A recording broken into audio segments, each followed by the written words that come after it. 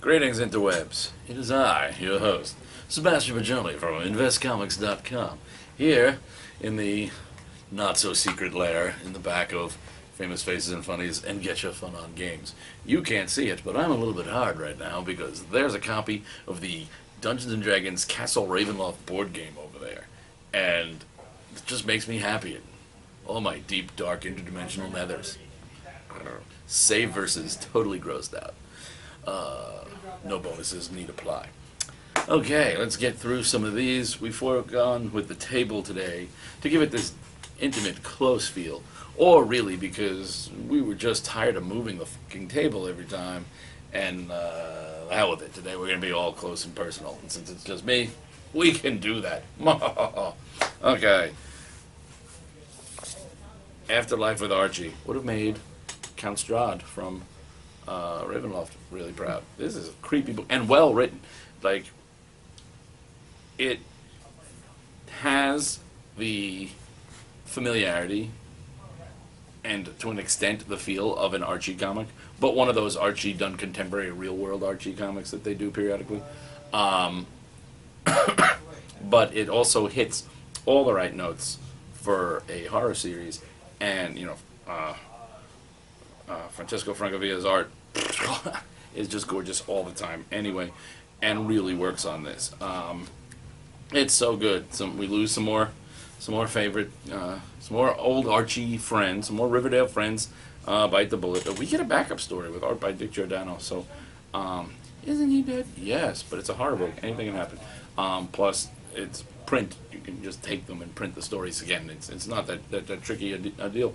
But so good. Really, the forget sleeper hit. This is the sucker punch you never saw coming, because who the hell expected a zombie book from Archie Comics to be any good at all? No one. No one did. No one did at all. And yet, this is freaking amazing. So, you can read that. Let's see. Don't knock it on the floor, box. You hear me? Okay.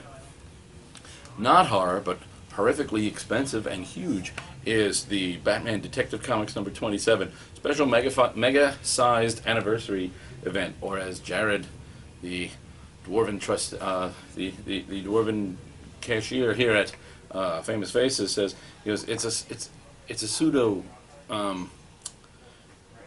it's a pseudo anniversary. It's not a real anniversary. It's just, it's issue 27 of Detective since the relaunch. Batman first appeared in issue 27. So 27 it's more nostalgia issue than any actual anniversary. But there's some really good stuff in here. So who cares? Let them say anniversary. Featuring an all-star roster of creators, and it does. You've got Brad Meltzer, Brian Hitch, Dave Barron, Chris Eliopoulos. Oh, that was fun. I think it may have even came close. Greg Hurwitz, Neil Adams, Peter Tomasi, Ian Bertram, Francesco Francavilla. Again, you can't get enough of that guy. He's everywhere. Mike Barr, Guillaume March, John Layman, Jason Fabach, starting their Gothtopia. Scott Snyder and Sean Murphy. And then you got like a bunch of little, pin-ups and little one-shot things. The Gothtopia story is interesting. I liked it. It's got, the teasers have already told you. Clearly, it's Dr. Crane. It's the Scarecrow using not a fear gas, but almost the opposite, like a euphoria gas. Batman can't let himself be happy. He just can't. It starts crumbling around him quickly. But the other Gothamites really want a happy ending. And it's a nice little twist. There's even, there's some slight changes to the, Batgirl and Batwoman are Bluebell and Brightbat. Mayor Cobblepot seems to be not quite as, he's not as penguinish. Well, he looks horribly penguinish, but he seems to possibly be actually on the nice side. Catbird instead of Catwoman. I'm not sure if it's supposed to be Talon or Nightwing, but someone is called the Gothamite instead of, somewhere in here is the Batwing crossover. He's called Flying Fox, which works on multiple levels because Flying Fox is kind of bad, and it's Lucius Fox's son as Batwing. So it's like a thing and a thing and a thing, and it's clever. Anyway, so that part was good. There are several. There's a Neil Adams story. I forget who wrote that. The Brian Hitch. I think my favorite in here though is a possible pseudo Joker origin from Brad Meltzer and Brian Hitch, and the art is gorgeous and the story is gorgeous, and it has a lot of the why do I do it, and everything from then on becomes a I do it because I secretly am thrilled by it. I do it because I'm terrified. I do it because I don't want anyone else to suffer what I went through. I do it because... So he's got the billions of reasons why Batman does the Batman things. All from like an early on, presumably first adventure kind of thing. So, you know, it's those motivations. There's a kind of trippy little future thing in the back. That's the Scott Snyder and Sean Murphy story. It's like Batman 200 years later. And, you know, the legacy continues, as it were. So, Estravian. There's you know, some guest appearance by the Phantom Stranger. The Francesco Francavilla story called Rain. He wrote it. He drew it. It's got that whole feel. It's only like, you know, like a couple of pages, but it's well worth it. It's just good. You know, it's expensive, so you got to be a serious Bat fan to get it, but it's good. Action Comics number 27. I didn't like it. I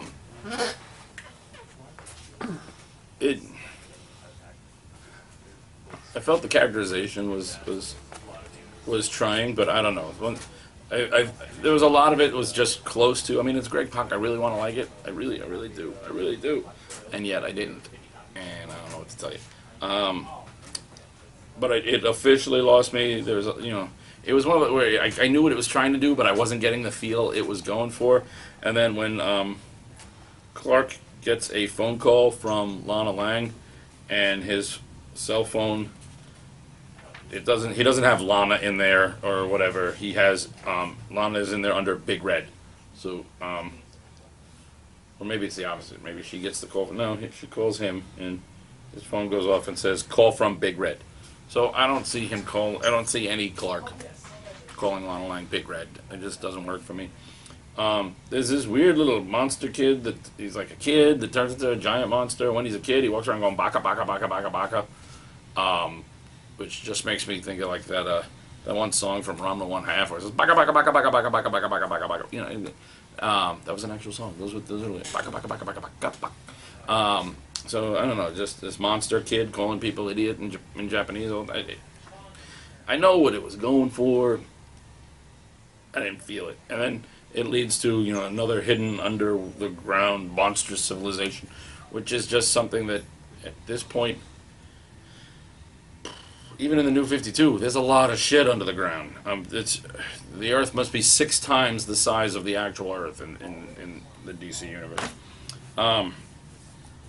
Marvel Now .1 was good. I'm actually much more excited for the Loki series than I thought I was going to be. Who knew? I got to see my boys. There's a story there for the Avengers World, and it's got the Avengers World story in here has Sunspot and Cannonball, along with Smasher from the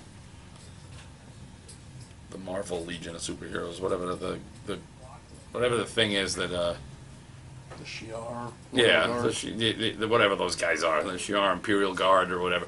But it's the Earth one because it turns out that there's like a legion of them, and they assign ones to different. So there's not just a Smasher. There's a bunch of Smashers and a bunch of this and whatever. But you know, that was a good story. I'm probably gonna actually even not just read and check out. I'm probably actually gonna buy the new Ms. Marvel series, the one that everybody's like, "What, a Muslim superhero? But Muslims can't be heroes." Oh. Yes, you sorry, ignorant, racist bastard. They can. And really, if that's the hardest thing you have to believe out of what happens in a comic book, then I don't know what to tell you. But that was good. Silver Surfer was much better than I thought. I'm not a big Silver Surfer fan. Dan Slott took forever to grow on me on the characters I really, really care about. I was not expecting to go into, I mean, I love I love Allred. So the art, I already knew I was going to like it art-wise, but I was like, I don't care about the Silver Surfer. Dan Slott, it took forever for me to grow, for him to grow on me on the stuff that that he's writing characters I cared about. I don't care about him writing character I don't care about. But it was actually, if the series is like, it's got that. Dan Slott does that. He's that. Look how clever I am kind of writer. But he doesn't do it as subtle as he thinks he does, so you can see him being clever. And that becomes easier to forgive on certain things. And on this, it works. I don't know who this girl is that is his new little buddy, but she's a good way to. He handled the Silver Surfer like the Silver Surfer should be handled, very kind of alien and not so much standoffish, which is the way the Silver Surfer is often seen, but we get to see him more as oblivious. It doesn't occur to him how the world sees him, or and he's kind of and she's a good voice for like an everyman go along with a ride with someone who has the power cosmic that allows him to do pretty much anything except grow hair, as it turns out. Actual thing there. Plus, Dan Slott and his cosmic rays, which are actually like stingrays that fly throughout the cosmos and illuminate. And for that alone, hell, I'm almost willing to forgive him for SpiderMan for this, because that's some good shit. More on the Black Widow later, but the Black Widow story really good, and the Black Widow comic really good. So there's some good stuff in here. The new Marvel Now. Sure, they're renumbering again and they're introducing new things again. They're doing whatever, but it's good. It looks like it should be worth looking. Forever Evil, Arkham War is not worth looking at. What are we talking about? Swamp Thing number 27, Escape from the Green. I did this last Swamp Thing. I just went so fucking good. This is like the best book the DC has right now. Stammer, strange noise. I don't know. Jesus Sayas on this, it goes back and forth between Jesus Sayas and Javier Pina on this, but Jesus Sayas is like one of my all-time favorite artists that originally I remembered thinking I didn't like, but that may have been because the first thing I was exposed to him on was part of the one shot where Ted Kord died, and then the follow-up series that the first couple pages were let's throw Ted Kord's body into a furnace and prove that he's gone for good, even though later everyone in the DC universe and editorial department would forget that he was cremated in an unknown location, because apparently everyone in the DC universe pre-New 52 knew that Ted Kord was Blue Beetle. He had 6 different grave sites, and he even had a body that was able to come back. So, but anywho, I digress. I'm on Blue Beetles when I should be on, green avatars.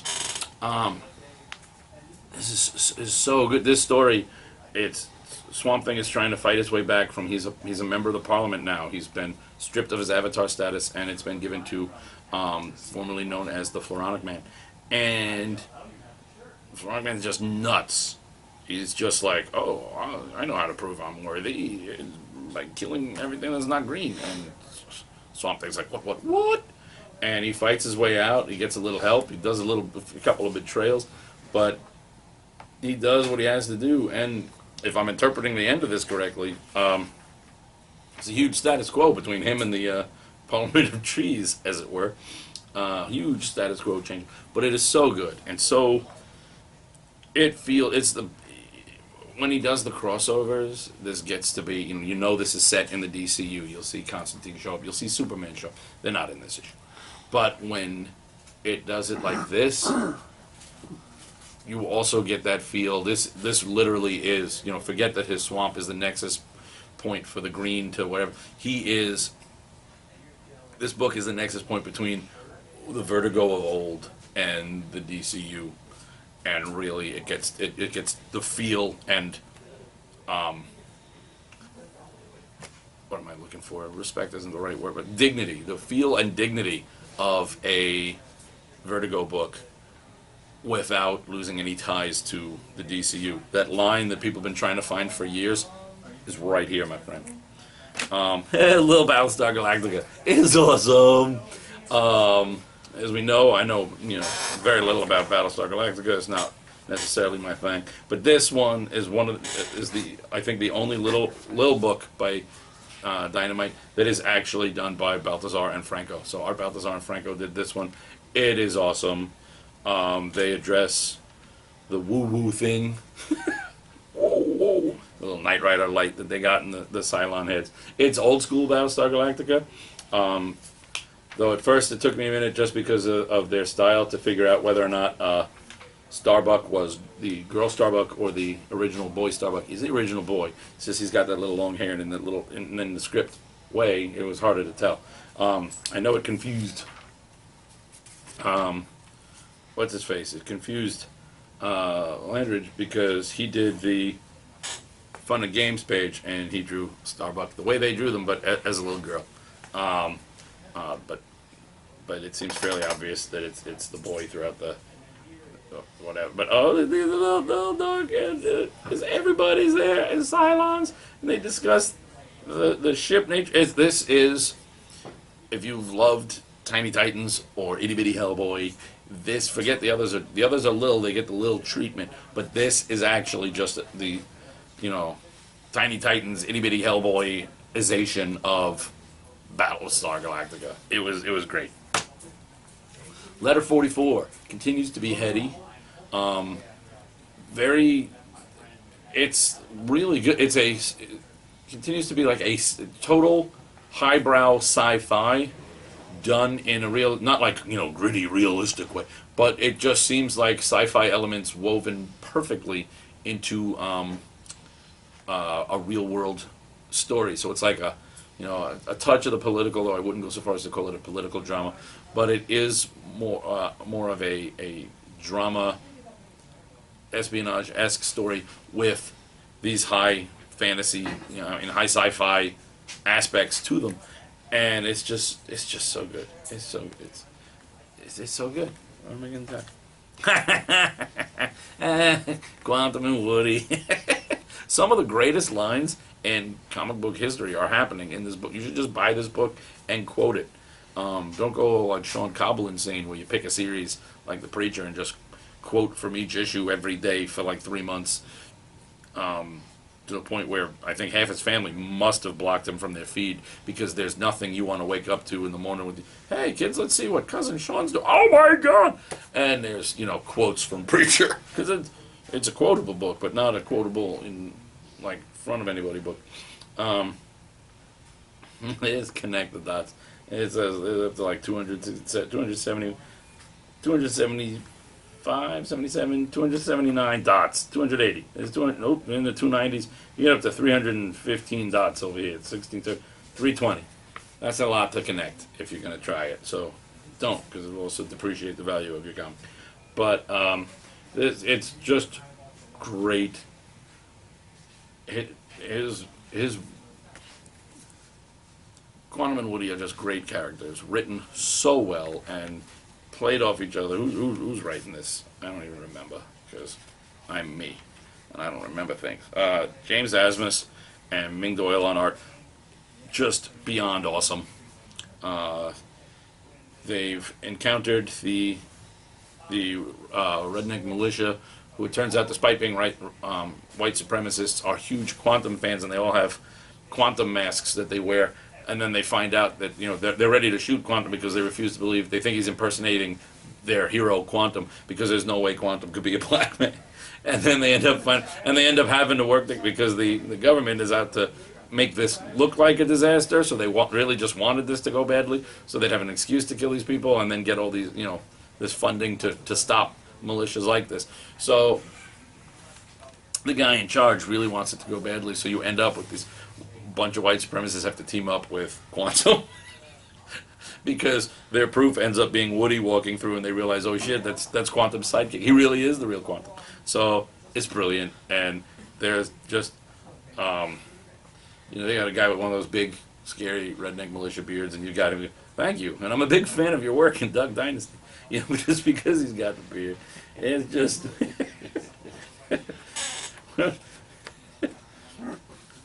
What are the chances you got it all wrong and they're just coming to rescue me? You know, it's Quantum, and Woody's like, for once, 0. Okay, maybe like 0.4, but that's just me covering the spread. It's so good. It's so good. The Movement, Buried Alive. I continue to love this book. For a, you know, in the New 52, this is the new. There is everybody in here is new to the new 52. There are all new characters on the team. We have other characters kind of wafting in and out, like we've met the new 52 version of Rainmaker from Gen 13, but the characters themselves, Virtue, Tremor, Vengeance Moth, the Mouse Prince, Mouse King, whatever he calls himself. He's my favorite. No, he's the Mouse King. They call him Mouse. What's his face here? Burden. You know, they're all new. They're actually new to the new 52. This issue does tie it in a little more solid because the end we've got. She's going to be guest starring, taking them on next issue. Batgirl, ready for the traditional misunderstanding fight. They do discuss how they're not superheroes, but how that it's still okay to be super. You know, they are a movement. That's, you know, they're trying to make a change, but along the way, sometimes it's okay to be superheroic. Protocol Orphans, number 3 of 4. I'm gonna cry when number 4 of 4 comes out, and it's over. And you should totally read this. This is the greatest. It's like a superhero touch on spy dramas. I've discussed this before. They've got the grandparents or the heads on screens that are in charge. Dads are the people who send the orphans out on missions, and the orphans are actual orphans who've been taken, raised, trained to be these crazy-ass super spies.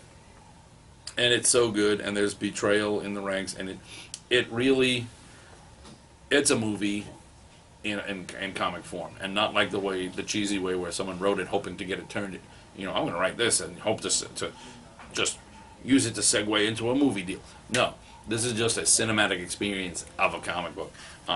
It's written by Michael A. Nelson, who does some of his best stuff in this, and he's great at he's just great. I don't know who Mariano Navarro is, but the art in this is gorgeous, and it's got kind of a I'm gonna say kind of a Paul Pelletier meets Tom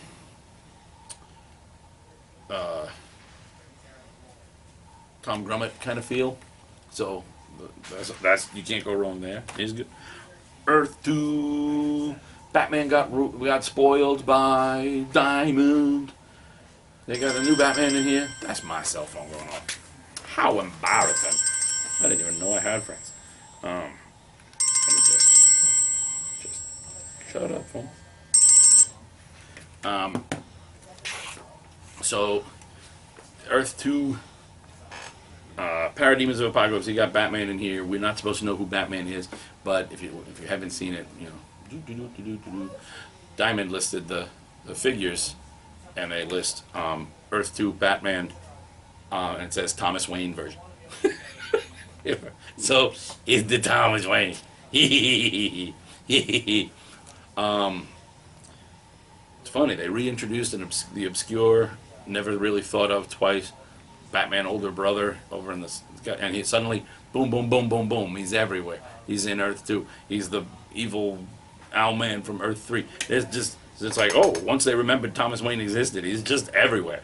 He's made a comeback. He's good. He was a retired comic book character. Hell, he was a retired comic book concept, but he's made quite a comeback.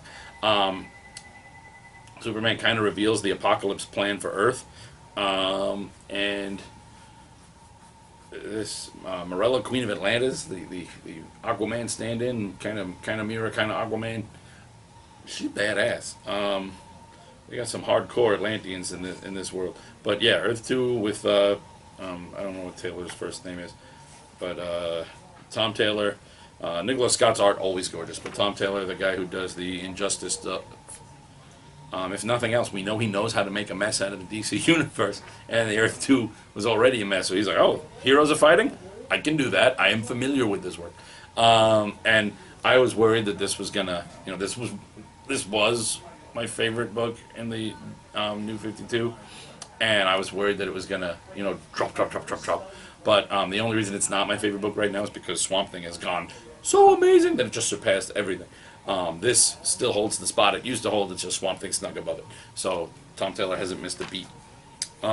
Green Arrow, The Outsiders War. Oh, Katana's in there. Hey, it says Outsiders. It's got Katana. That makes sense. But this was, this is just really good. I love the whole stylized look and feel that this book has gotten since Lemire and Sorrentino took over, and it continues to be amazing. Fracture. Return of the, it's part of the Return of the Hero stuff that Action Lab is doing. But Fracture Volume 2, 1 of 4, so good. Our fractured hero is sort of they've cloned him and given just his memories of his time as Virtue to that clone. So he now takes medication so he doesn't split between his personalities. Virtue and I forget what the bad guy is that he used to be. Although now he's turned into somebody named Vice and several other people. And it turns out he's got a bajillion personalities in there. And different power sets as each one. So he's discovering that, well, the problem he thought he had is solved. It turns out that was only the tip of the iceberg on the problem he actually has. And there's all sorts of issues happening. Bloodshot and the Hardcore, so good. I didn't really read Hardcore in the original run of Valiant. They weren't my thing. So them getting mixed in, I was like, oh, maybe I'll drop Bloodshot. But then they also added in Christos Gage, and I was like, damn you! Because I have to read everything Christos Gage does. Because he is like unto a god to me. And as a result, he's writing the shit out of this book. And it's so good. Just read that. Cataclysm, Ultimate SpiderMan. Miles reveals himself to Daddy. Doesn't go so well. He meets J. Jonah Jameson, who's determined to make things right because he feels like he was such a douche to the other Spidey, who then died a hero, that he wants to make it up to this Spidey, who's clearly being all sorts of heroic as it is. But, Spider-Man level powers versus Galactus eating your planet. This kid is way out of his depth, and you feel it. Bendis really, really makes you feel the weight and everything. And David Marquez, so good. The art is gorgeous. All new X Factor. Love it. It's Peter David reinventing X Factor. You get a great Peter David Wolverine Gambit conversation. You get Gambit and Polaris and Quicksilver. They are the team so far. It introduces the Serval Industries, which is why they've all got the cats and these god-awful costumes that just really work so well. These god-awful...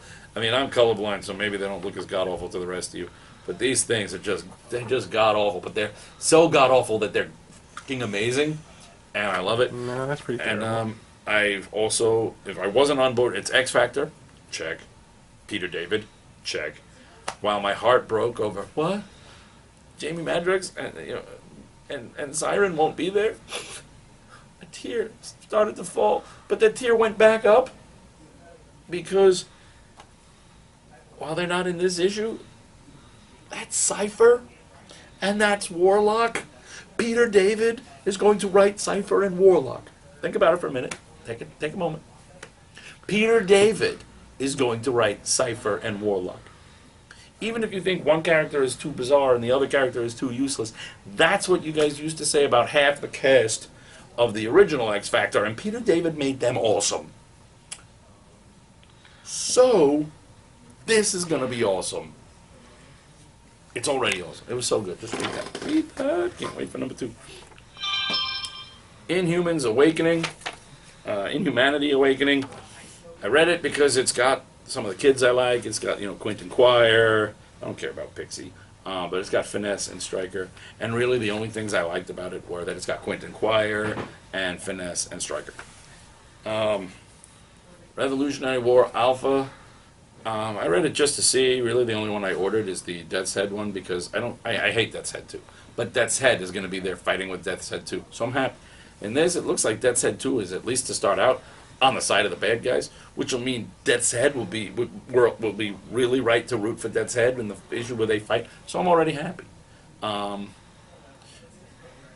If you haven't read the old Marvel UK stuff, you don't have to. Everything you need is in here. If you have read it, there is, it's like, oh yeah, well, there's all sorts of, I remember that stuff that I had forgotten or suppressed, I guess. But it all comes bubbling back to the surface.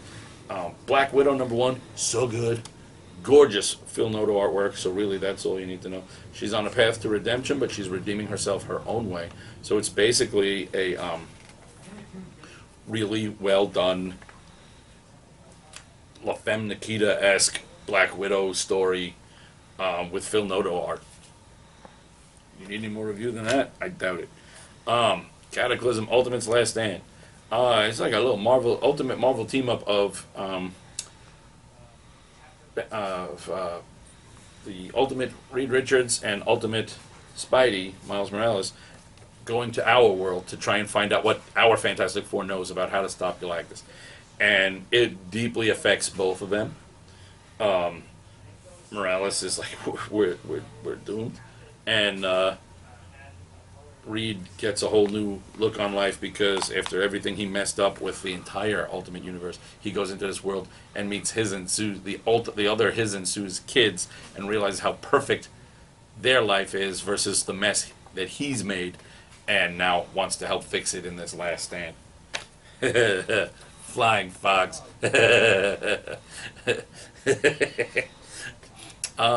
This story, this Gothtopia, really, I can just imagine that Palmion and Gray ate that shit up because it's so their kind of thing. They get, wait, we get to write the book we're doing and just totally just turn to the left and never look back.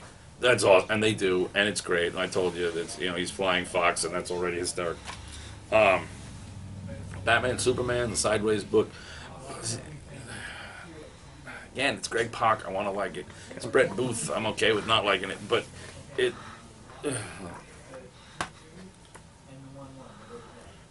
Avengers World #1 was actually really good,